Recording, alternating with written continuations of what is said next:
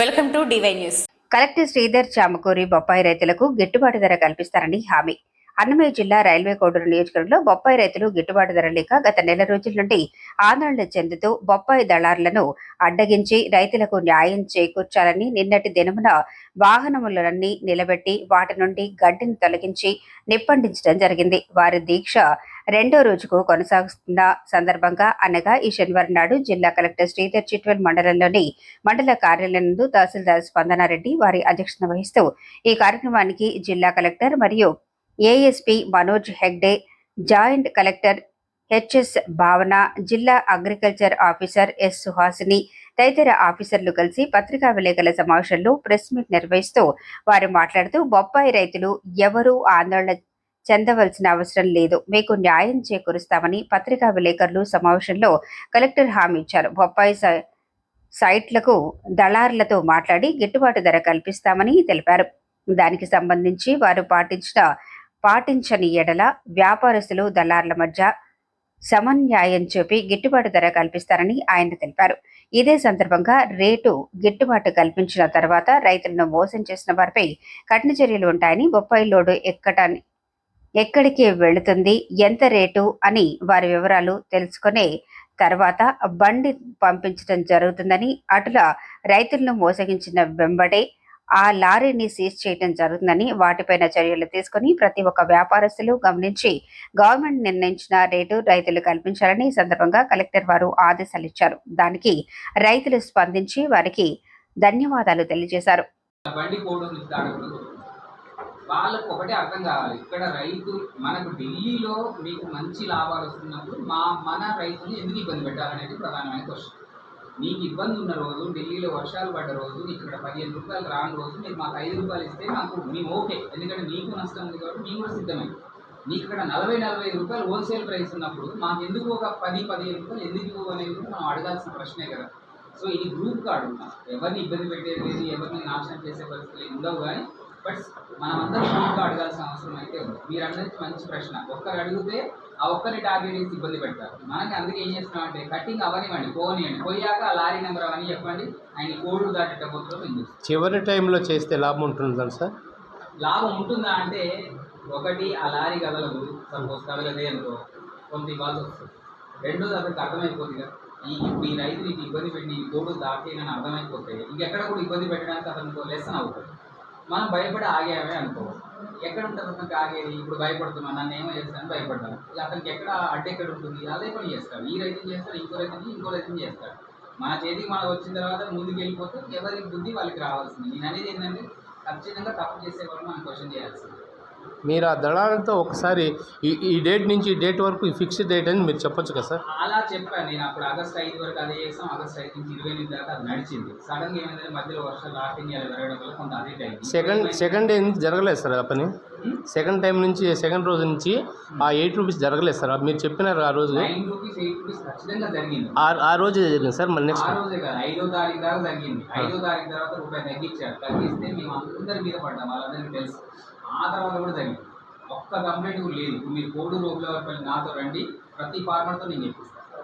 అంతేందుకు ఈ రోజు వచ్చిన ఏపీఎంసీ అతను కూడా నాకు చెప్పాడు, సార్ మీరు చొరవ తీసుకోవడం వల్ల మాకు డ్యూటీ కంటే తగ్గించలేకపోయారు, అసలు మీరే కనుక ఆ రోజు ఇంటర్వ్యూ ఒక ప్రభుత్వం కనుక రాకపోతే ఈ రోజు మా పరిస్థితి 4-5 రూపాయలకు అమ్ముకోవాల్సిన పరిస్థితి వచ్చారు. మీకు చెప్పండి, మామిడి 2 రూపాయల దాకా తగ్గించడానికి ప్రయత్నించారు, రూపాయి కూడా తగ్గించడానికి ఏం అడ్డం వచ్చిందా? మనం ఇక్కడ ఉన్నాం కాబట్టి ఇది ఇట్లా కరెక్ట్గా నిలబడ్డాం కాబట్టి వాళ్ళు అక్కడ నిలబడ్డాం, లేకపోతే వాళ్ళకి అక్కడ అడ్డమే ఉండదు కదా. సార్ ఇప్పుడు పట్టి చేసేటప్పుడు 8 రూపాయల కంటే ఇప్పుడు తగ్గిస్తే ఉంటుంది, ఇప్పుడైనా కంప్లైంట్ పెట్టచ్చు, కోట అయిపోయిన తర్వాత పెట్టండి. అదే పెడితే మీకు అట్లా ఇబ్బంది పెట్టిన వాడు కోడు దాటుకోకూడదు. అట్లా కాదు సార్, ఇప్పుడు పోస్తున్నారు 8 రూపాయలు అని పోస్తున్నారు, పట్టి కట్టేటప్పుడు 8 రూపాయల మీద నిలబడాలి. మిత్రుడు అనేది కరెక్ట్. 8 మీరు చెప్పిన దాని భయంతో ధరమాట మాట్లాడకుండా కొంతకాలం పోసారు. ఆ తర్వాత వీళ్ళే చెప్పారు మేము 7, 5, 7, 6 అని మొన్న 5కి వచ్చారు. ఇలాంటి పరిస్థితి ఉంది వీళ్ళ దగ్గర. వీళ్ళు పట్టీలు కట్టేటప్పుడు ఖచ్చితంగా డౌన్ చేసి 5కో 6కో కడతారు, అది ఓపెన్ సత్యం. అప్పుడు మేము చెప్పిన ధర కంటే తగ్గించారు కదా అని మనం వాళ్ళపైన కేసులు పెట్టడానికి అవకాశం ఉంది. తప్పనిసరి పెడతాం. ఎన్ని అంశాలలో వీలైతే అన్ని అంశాలు పెడతాం. గతం కంటే భిన్నంగా ఉంటది. మోసం చేసి ముందుకెళ్లే పరిస్థితి లేదు. కేసులు పెడితేనే రైతుకు ధైర్యం ఉండదు సార్, లేకపోతే క్రాప్ ఈ రోజు ఆయన దగ్గర నుంచి ఆయన ఏం ఫోకస్ చేయకండి, కానీ ఆయన దగ్గర నుంచి ఒకరిని తీసుకున్న ఏది ఇబ్బంది పెడుతుందో అది ఆల్రెడీ మీకు పోలీస్ కంప్లైంట్ ఇచ్చాం. వీళ్ళు గో అహెడ్ అంటే అసలు నర్సరీలు ఈ సీడ్స్ మీద ఏమైనా యాక్షన్ తీసుకునేది అసలు నర్సరీలు పర్మిషన్ తీసుకొని ముందుకు వెళ్తుండొచ్చు. మీరు ఈ ట్రేడర్స్ ఎవరు 56 మంది ఎవరు, వాళ్ళు పెద్దవాళ్ళు ఎవరు, సబ్ ట్రేడర్స్ ఎవరు నోట్ చేసుకున్నాం. తర్వాత రైతులకు ఎంత ఇవ్వచ్చు అన్నప్పుడు ఆ రోజు వాళ్ళు ఆగస్టు 1 నుంచి 5వ తారీఖు వరకు కూడా 8కి పెంచారు. వాళ్ళు సడన్గా కూడా 5 గంటల పడిపోతే 8 దగ్గర కాపాడగలరు. 8 తర్వాత 5వ తారీఖు 10కి పెంచాలని నిర్ణయించుకుంటే వాళ్ళు 5వ తారీఖు ఏం చేశారంటే 8ని 10 చేయకుండా 8, 9, 10 చేయకుండా మళ్ళీ వాళ్ళు ₹1 తగ్గిద్దాం, 9 నుంచి 8కి వద్దామని ప్లాన్ చేశారు. దాంట్లో ఏం చేస్తామంటే అందరు ట్రేడర్స్ మీద మళ్ళీ మనము మాట్లాడేది 1 to 1 మాట్లాడా. తగ్గిస్తే మాత్రం ఊరుకునేది లేదన్నా. చెక్ పోస్టులు పెట్టాము. మొత్తం కోడూరు, ఓంగోలపల్లి, మనం రాజంపేట ఎక్కించి వస్తే వెహికల్స్ అన్ని చెక్ పోస్ట్, హార్టికల్స్ అందరినీ కూడా చెక్ పోస్ట్లో పెట్టారు 24/7. ప్రజలకి, రైతులందరికీ కూడా కంట్రోల్ రూమ్ ఏర్పాటు చేసి ఆ నెంబర్ మీ ద్వారా అందరికీ పంపించాం. అలాగే హార్టికల్చర్ డిపార్ట్మెంట్ ద్వారా ప్రతి ఒక్క రైతు కూడా రైతు అసోసియేషన్ గ్రూప్స్ ఉంటాయి, వాళ్ళ దాంట్లో పంపించాం. తద్వారా ఆగస్టు 28 దాకా కూడా 8-9 రూపాయల మధ్య కదలాడి. ఏది ఫస్ట్ క్రాప్ అయితే మనకు 16 అట్లా పోయింది. 16 నుంచి సడన్గా వాళ్ళు 7 తగ్గించినప్పుడు మనం ఇంటర్వ్యూ అయినా దానికి 9, 8కి పట్టుకొచ్చాం. అక్కడ 29వ తారీఖు ఏమైందంటే మన కోడూరు, గురువారపల్లి మొత్తం కూడా సెకండ్ క్రాప్ అయిపోయింది, థర్డ్ క్రాప్ దగ్గరికి వచ్చారు. అంటే కాయ సైజ్ బాగా తగ్గింది. కానీ దానికి అనుగుణంగా చిట్వేలు వాళ్ళు లేరు. చిట్వేలు పెనగలూరులో ఒక 100 ఎకరాల వాళ్ళు ఉన్నారు. వీళ్ళు ఏంటంటే లేట్ సోయింగ్ ఉంది. వీళ్ళు మన కోడూరు, గురువారపల్లి కంటే కూడా వెనక్కి పెట్టారు. అక్కడ థర్డ్ క్రాప్ నడుస్తుంది, ఇక్కడ సెకండ్ క్రాప్ నడుస్తుంది.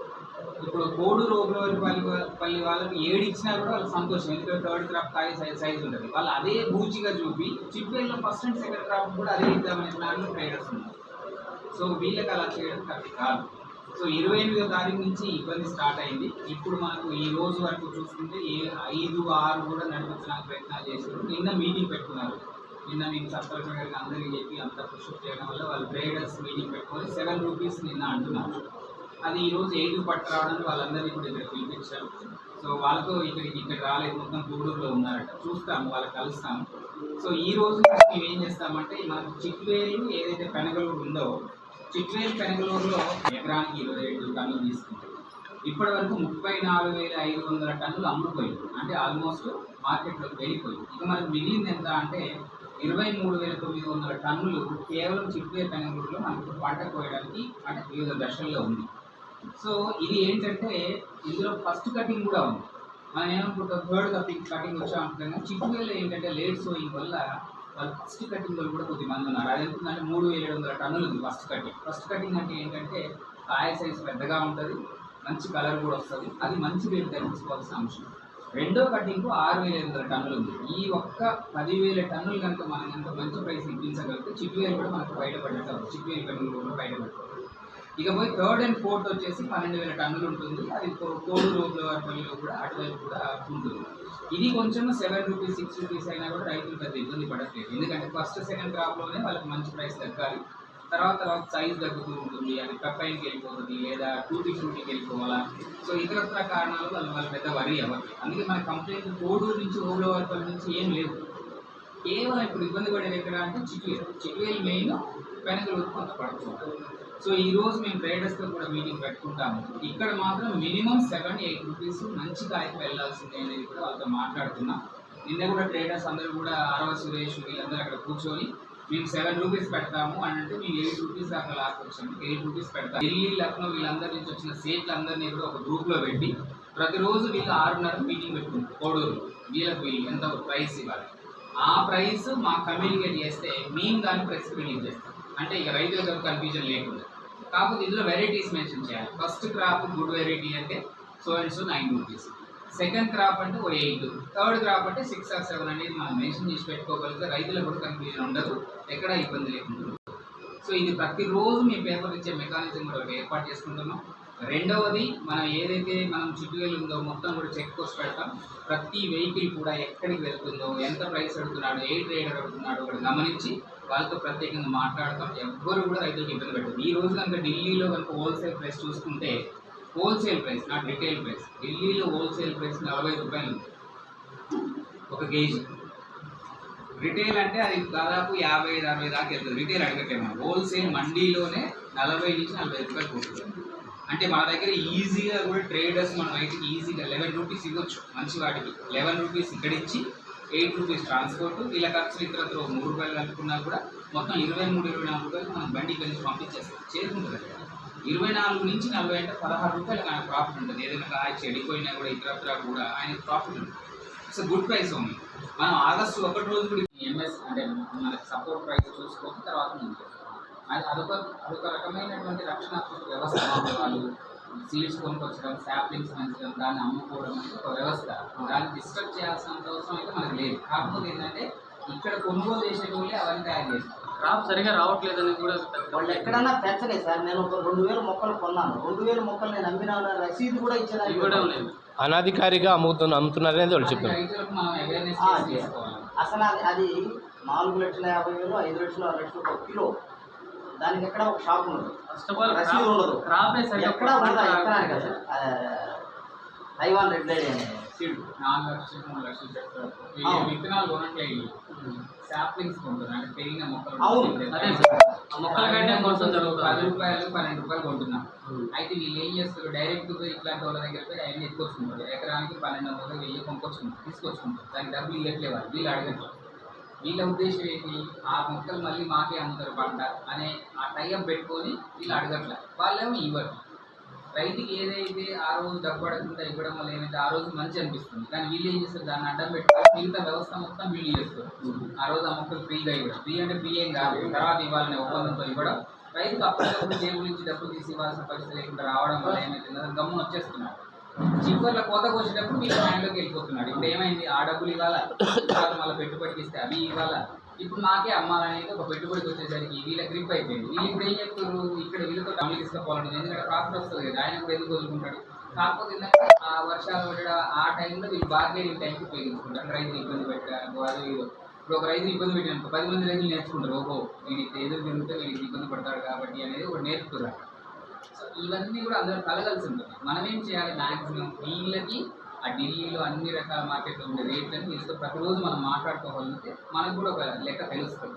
ఇప్పుడు ఆ వ్యవస్థను మనం ఏర్పాటు చేయాలి. మీరు చెప్పిన సిస్టమ్ బాగుంది. 6 గంటలకు ధర కలెక్టరేట్ నుంచి వస్తుంది. ఈరోజు ధర ఏంటంటే వీళ్ళు చెప్పే ధర కాదు, కలెక్టరేట్ నుంచి వచ్చే ధరే ఫైనల్. అంతే, అది చేస్తాను. అది వీళ్ళందరితో ఇప్పుడు ఉన్నారు ఆయన, వీళ్ళందరితో ఇన్ఫార్మ్ చేసుకొని వాళ్ళు మీటింగ్ పెట్టుకుంటారు రోజు. ఆ మీటింగ్లో వాళ్ళు కనుక మరీ తగ్గిస్తే నేను అడగడానికి ఉంటుంది, అయ్యా ఏపీఎంసీ ఇంత ధర చూపిస్తుంది, ఇంత తగ్గించడానికి కారణం ఏంటన్నప్పుడు వాళ్ళని ఆన్సర్ చేయాలి. అప్పుడు ఏమైంది, మనకి ధరలో హెచ్చుతగ్గులు అక్కడ జరుగుతాయి. దాన్ని నేను అఫీషియల్గా పేపర్ ద్వారా కమ్యూనికేట్ చేయడానికి వస్తాను. సో ఇది చేయగలిగితే మాత్రం దాదాపు ఈ సమస్య తీరినట్టు. మాకు ఈ సమాచార శాఖ ఇవ్వండి సార్. మార్నింగ్ వచ్చేసి నేను ఐఎంపీఆర్కి ఇస్తాను. మార్నింగ్ సో వాళ్ళతో మీటింగ్ పెట్టుకొని సబ్ కలెక్టర్ గారు అందరితో పెట్టుకొని ఇప్పుడు ఇవాళ 6 దాకైనా ఏఎస్పీ గారు వీళ్ళందరూ ఇక్కడే కూర్చుంటారు. కూర్చొని వాళ్ళతో ధర ఈ మోడల్ పట్టుకొచ్చిన తర్వాత ఇంటి తగ్గుతారు అంతే. ఓకే, అది మీకు అక్కడ 5 రూపాయలే వస్తుంది. మీకు 2 రూపాయలుగా ఏమైనా అమ్ముతాం, మీరు సిద్ధమే. కానీ నువ్వు ఒక 45 రూపాయలు తీసుకున్నప్పుడు మాత్రం మాకు 15 రూపాయలు ఇవ్వాల్సింది అనేది మనం కూర్చుంటారు. అది ఒక్కటి మనం తీసుకురావాలి. ఇప్పటి వరకు నష్టం లేదు, వాళ్ళకు నష్టం లేదు. ఇప్పటి వరకు కోసిన కాయలకు 8 రూపాయల కంటే ధర తగ్గలేదు. ఇది కన్ఫర్మ్.